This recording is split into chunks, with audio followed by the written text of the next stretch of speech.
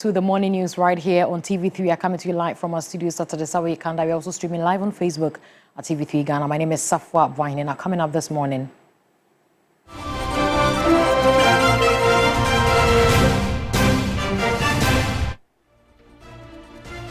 President Mahama orders Attorney General to immediately investigate volumes of reports submitted to him by the Operation Recover All, Loot and Prosecute All found culpable.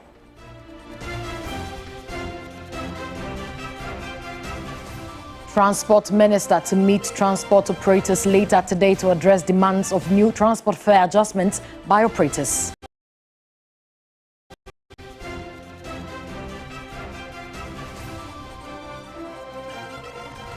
Also, all is set for the election of members of the Council of State across the country.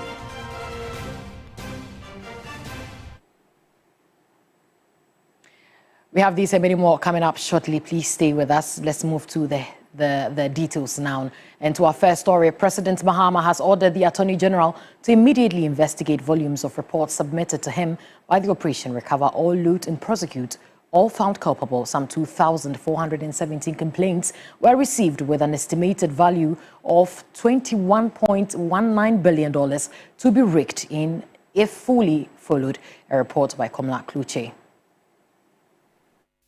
Volumes of documents in what remains the president's flagship commitment to retrieving what is due the state in the hands of many who should not. For 53 days, petitions were received via phone calls, emails, and in some instances personally handed over to the committee. We've also done an estimate of the state capture, the lands. If we successfully ask people to pay conservative market value for the lands they have looted, again, the experts are telling us that we can recover about 702.8 million United States dollars for the Ghanaian people. That's if we just ask people, those who were paying 42,000 cedis, 120,000 cedis, 160,000 cedis, to pay the fair market value. Those are lands that $500,000, $600,000, you will even struggle to get cantonments land at that figure. President John Mahama's marching orders were swift. I have promptly handed over the reports to the Attorney General and Minister of Justice, and I give him firm instructions to commence immediate investigations into the cases reported in here with a view to prosecuting anyone found liable for corruption or related offenses. To those who think they can defraud the state and escape justice, let this serve as a strong warning. Ghana is no longer a safe haven for corruption.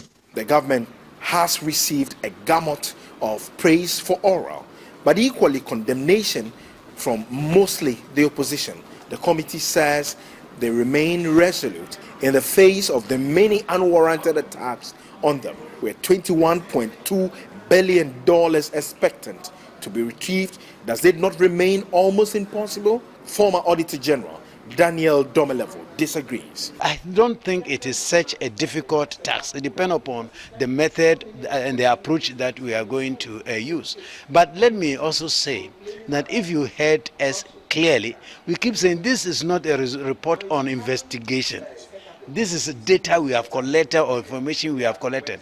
After investigation, some of the cases may be dropped. Allegations of settling personal scores emerged over the composition of the team. Raymond Acham says despite his options as the Deputy Executive Director at Yoko in charge of operations, he remains resolute on his official mandate. A lot of people actually think that what is going to happen is based on the information we have just received from the public. I can tell you from where I sit, a whole lot is going to happen. Information and investigations that may not have come from the public or from here. It's going to be a big net, and I can tell you some very interesting things may happen. The Attorney General has the marching orders. Expectations are high in the quest to retrieve this colossal amount of money. Komla Kluche, TV3 News, Office of the President, Accra. Still on committees created for the governance of this nation, the 7-member ad hoc committee probing the appointment committee chaos has brought its work to an end without the input of the minority. Work of the committee has faced challenges after the minority questioned the impartiality of its chair while demanding a reconstitution of the membership to allow for full participation. Mawena Egbeta reports the committee will next submit its report to the plenary.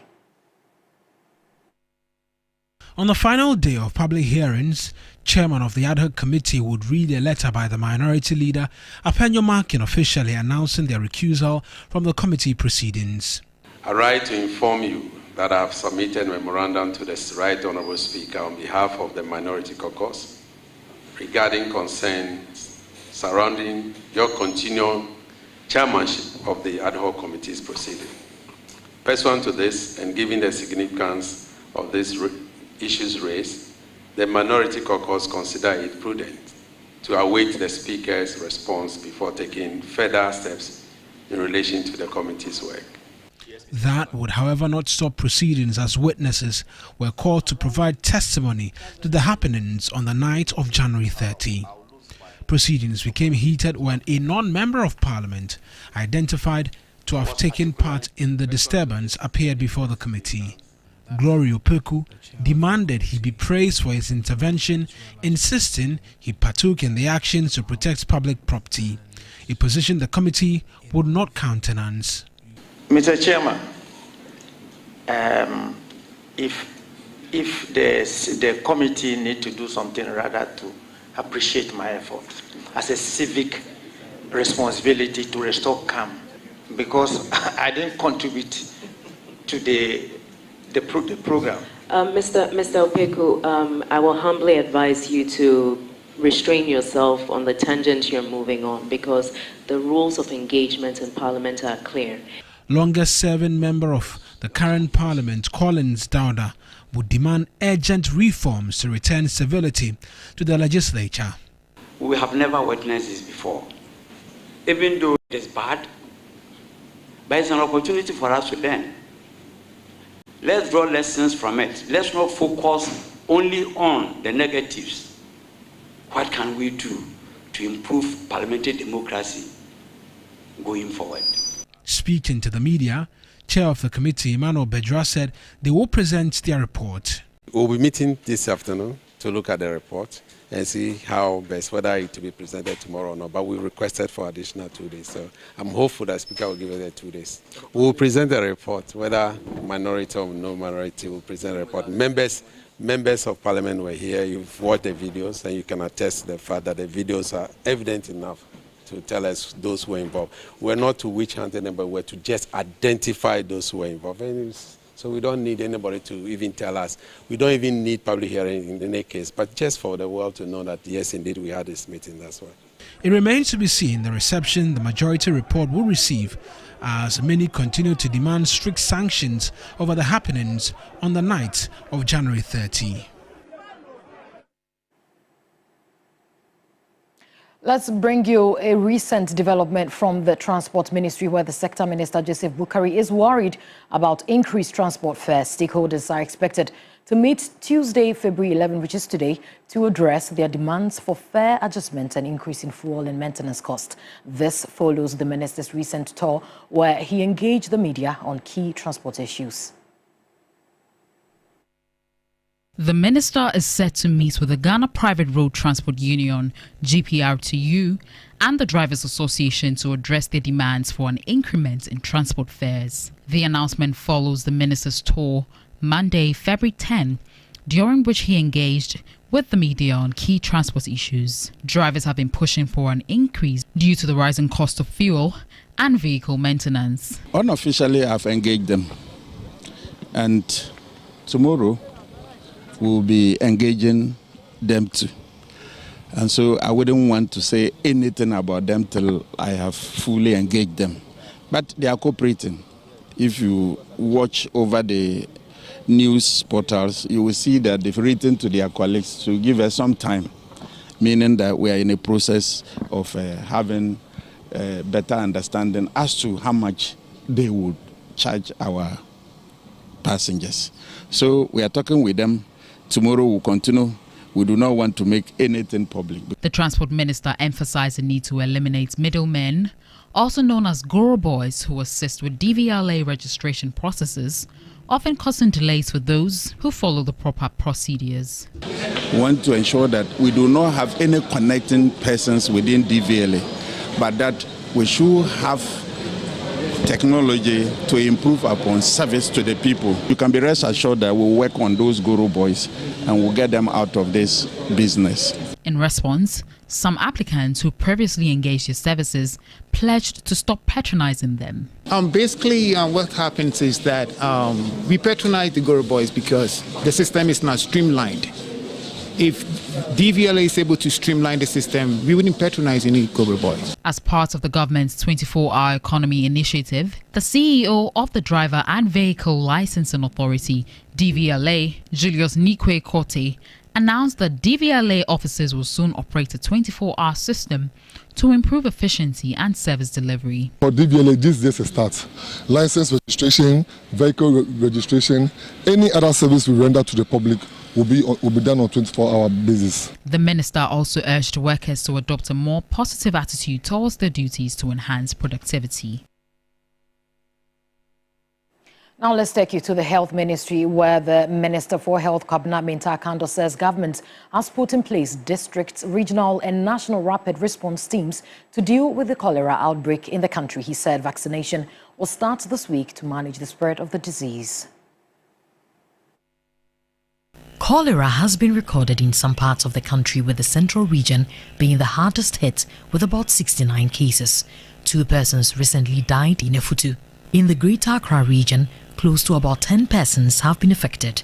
The Health Minister, Kwabena Mintah-Akando, on the sidelines of a joint external evaluation of international health regulations core capacities for Ghana, said measures have been put in place to deal with the outbreak. Wherever there has been the outbreak, there's a district rapid response team, there's a regional rapid response team, and there's a national rapid response team. So as and when it is detected within a particular area, then the national one, depending on how the levels, the national will also move in to assist them to be able to contain the disease within that particular area.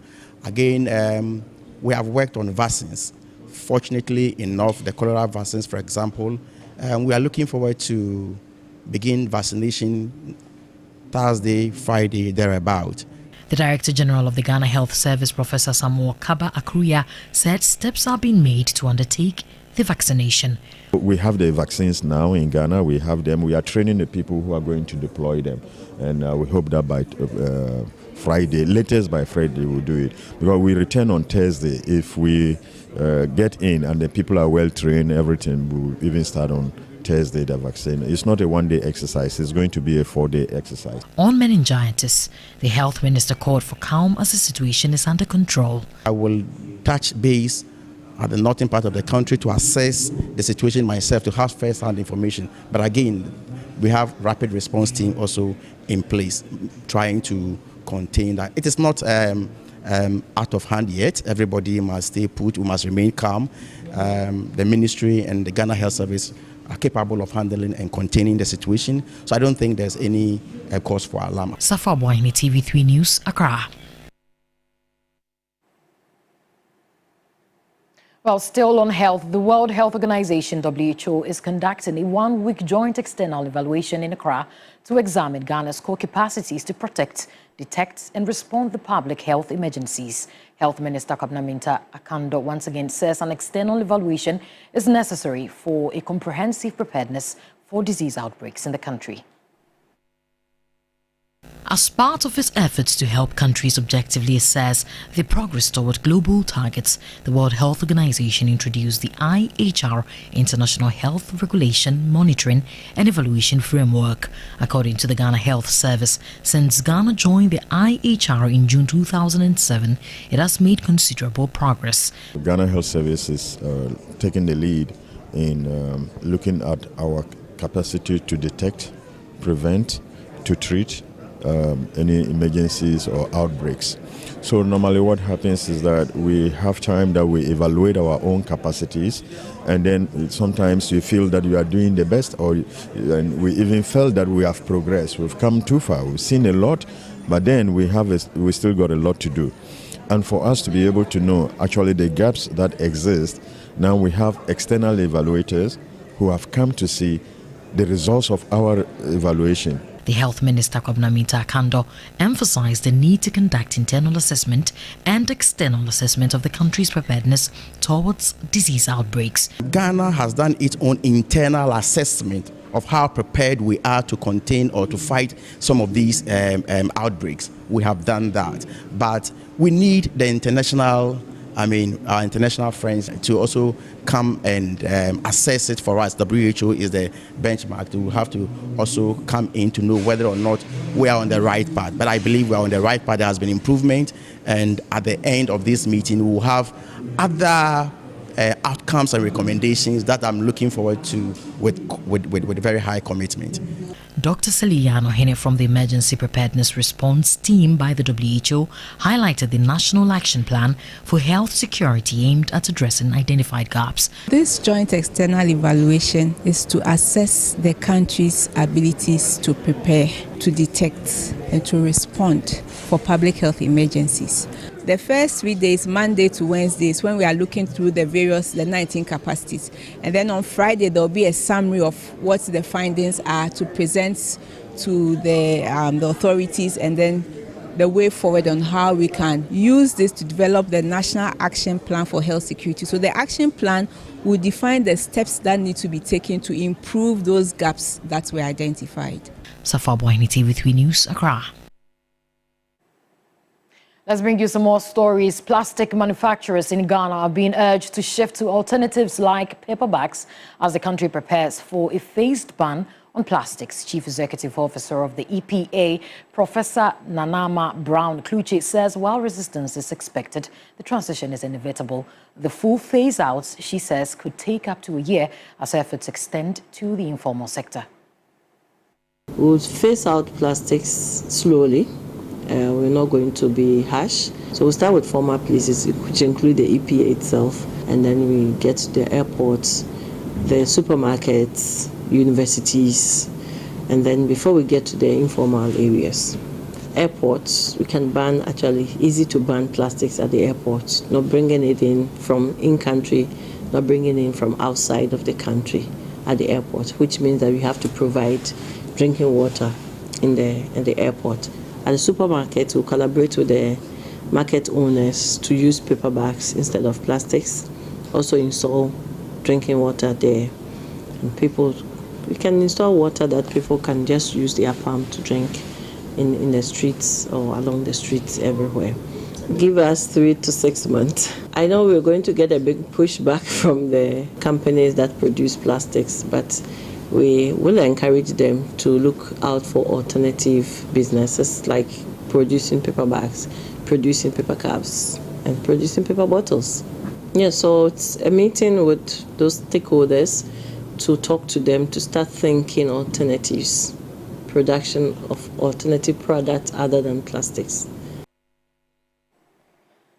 We just heard from the CEO of Environmental Protection Agency. We'll be keeping close eyes on that, and we'll be bringing you all the details right here on TV3, so don't go anywhere. Well, let's do some more stories. All is set for the much-anticipated Council of State elections scheduled to take place today across the country in all the regional capitals. A total of 154 aspirants comprising 144 males and 10 females are contesting across the 16 regions. The Electoral Commission, EC, said it is ready to conduct the Council of State elections and that all election materials and logistics have been deployed.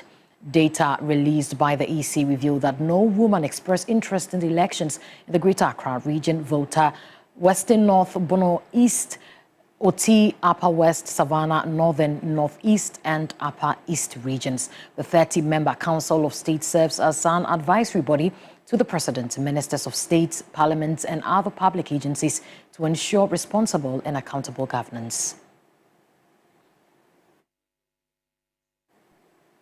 We'll be bringing you more details on that later in our subsequent bulletins. So once again, don't go anywhere. Now, doing some more stories. 10 women of the of the Cholera constituency have urged Speaker Bagman to urgently launch an investigation and identify the individual behind the remark, "Daughter of a murderer, sit down." They say addressing the issue will help restore sanity and help bring justice to the late Jerry John Rawlings family. Meanwhile, General Secretary of the party, Fifi Kwete, in an interview with TV3, assured that the party expects the Speaker to take action on the matter.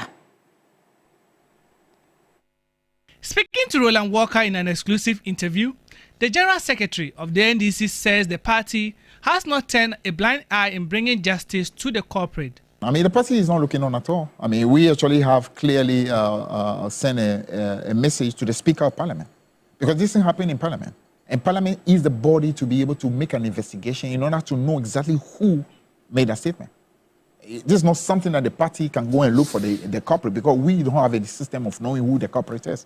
So we actually have made a clear statement to the Speaker that the Speaker should do an investigation in order to find out who that person is. And once that person is found, then Parliament has a way in which the right, what you call sanctions can be applied. Yeah, but it's totally very, again, part of the sadness I see coming from the NPP. Meanwhile, some concerned women of the Cholera constituency has also urged Speaker Bagman to urgently launch an investigation into the matter. We also urge the Speaker of Parliament to urgently launch an investigation into the matter, identify the individual behind these remarks, and ensure appropriate action is taken. The women again call on leadership of the NDC to treat the issue with all seriousness in order to bring justice to the family. We believe that addressing this issue will not only send a clear message to prevent such behavior in the future, but also help restore sanity to the society. We trust that this matter will be treated with the seriousness it deserves, bringing justice to the family of the former president, as well as to all of us who desire peace and mutual respect in our public discourse.